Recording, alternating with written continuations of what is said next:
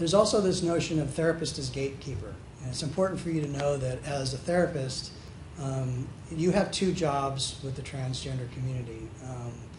One is standard therapy.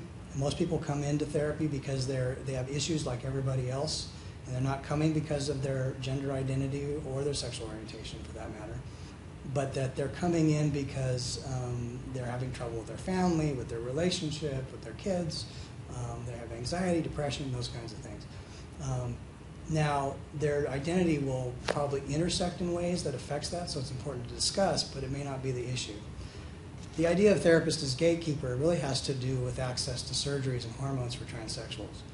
A lot of, it is a requirement for them to have letters to get hormones, and they need it from a therapist, and they need 2 letters if they're going to get genital reconstruction surgery.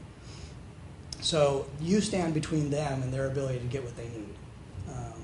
Even though it's a medical intervention, you hold the key. So your clients will come in and they will need your help and they won't trust you. They will have a fear, no matter how much they know that you are on their side, that you're part of the trans affirmative therapists, that they will be afraid that you're not going to sign the letter, that they're not going to say the right thing, and you're going to say they can't do this. This sets up a really horrible situation for the client and for you as a therapist. And so really distinguishing the difference between assessment for hormones and for surgery and actual therapy is really important up front, figuring out what you're doing with your client.